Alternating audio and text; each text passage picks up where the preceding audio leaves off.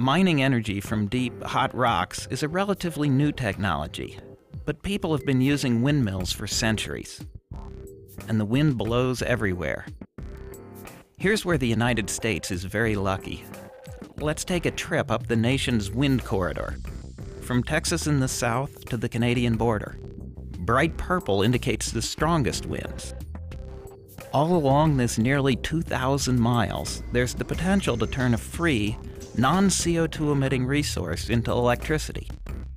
But that takes choices and actions by individuals and governments.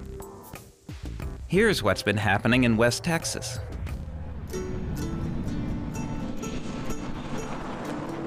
It's a land of ranches and farms and, of course, oil rigs and pump jacks. But in the early 90s, this was one of the most financially depressed areas in the state. Communities like Nolan Divide fell on hard times. Schools closed, people moved away. But since 1999, the new structures towering above the flat fields aren't oil derricks, but wind turbines. The largest number, more than 1,600, is in Nolan County. Greg Wortham is mayor of Sweetwater, the county seat. It wasn't a philosophical or political decision. It was ranchers and farmers and truck drivers and welders and railroads, and wind workers. Steve Oatman's family has been ranching the Double Heart for 3 generations. Steve may have doubts about the causes of climate change, but not about wind energy. But it's been a blessing. It helps pay taxes, it helps pay the feed bill.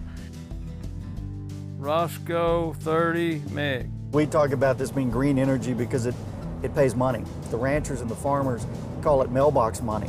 They have to get out and sweat and work hard all day long. Things are pretty stressful.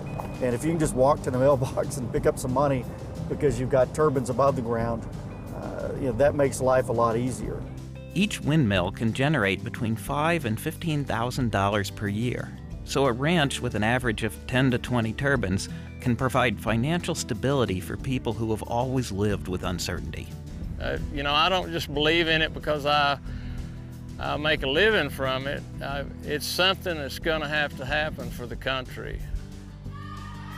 So now, local schools have growing enrollments and funds to pay for programs. We had about $500 million in tax base in the whole county in 2000, and by the late part of that decade, in less than 10 years, it went up to $2.5 billion in tax value.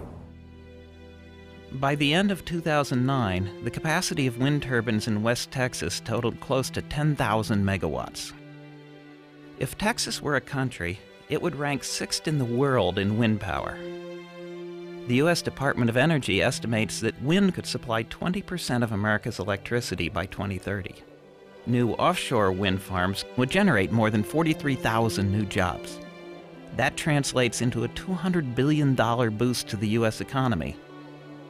Worldwide, wind could provide almost 80 times current human usage.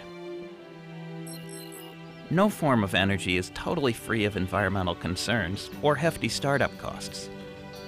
Some early wind farms gave little consideration to birds and other flying critters like migrating bats. But recent reports by Greenpeace and the Audubon Society have found that properly sited and operated turbines can minimize problems. Mayor Wortham, for one, welcomes wind turbines into his backyard. We like them. Some people don't. But we're more than happy to export our energy to those states who want to buy green but don't want to see green. In the long run, I hope we have wind turbines everywhere they can produce energy. We need them. That's what America's going to have to do. That's the next stepping stone to save ourselves. The state of Texas has invested $5 billion to connect West Texas wind to big cities like Dallas and Fort Worth. Farther south is Houston, one of the most energy-hungry cities in the country. Its port is America's largest by foreign tonnage, and its refineries and chemical plants supply a good portion of the nation. But already, perhaps surprisingly, Houston is the largest municipal purchaser of renewable energy in the nation. 30% of the power city government uses comes from wind, with a target of 50%. and its mayor wants to cut energy costs and increase energy efficiency. I want to go from the oil and gas capital of the world to the green and renewable energy capital of the world. Supported by federal stimulus dollars, the local utility is ahead of schedule to install smart meters. These will help consumers economize on energy use. The city has already installed 2,500 LED traffic lights using 85% less energy than traditional incandescent bulbs. That translates into savings of $3.6 million per year.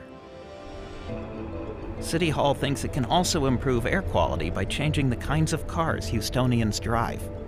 If we're going to be a car city, that's great, but those vehicles are going to be non-polluting electric vehicles. The city already operates a fleet of plug-in hybrids. Now it's encouraging the development of an infrastructure to make driving electric vehicles easy and practical. And in Houston's hot and humid environment, it helps to have an increasing number of energy-efficient, LEED-certified buildings. We're going to do it because it's the smart thing, because it makes business sense, and it's the right thing. Some estimates are that the U.S. could save as much as 23% of projected demand from a more efficient use of energy. Well, if you're going to tackle energy efficiency, you might as well do it in a place that is a profligate user of energy. And when you make a difference there, you can make a difference that's significant. Globally, efficiency could cut the demand for energy by 1/3 by 2030. Bottom line, there are many ways forward, and we can hit that renewable energy target. And if next-generation nuclear is also included, one plan has the possible 2030 energy mix transformed from one relying on fossil fuels to one that looks like this. With renewables, sun, wind, geothermal, biomass, and hydropower totaling 61%. Fossil fuels down to 13%, and existing and new nuclear making up the balance. Another plan meets world energy needs with only wind, water, and solar. And in fact, there are many feasible paths to a sustainable energy future. Today's technologies can get us started, and a commitment to research and innovation will bring even more possibilities. We've traveled the world to see some of the sources the planet offers to meet our growing need for clean energy. There's too many options to cover all of them here. And besides, each nation, each state, each person must make their own choices as to what works best for them. But the central idea is clear. If we approach Earth as if we have an operator's manual that tells us how to keep the planet humming along at peak performance, we can do this. We can avoid climate catastrophes, improve energy security, and make millions of good jobs. For Earth, the Operator's Manual, I'm Richard Alley.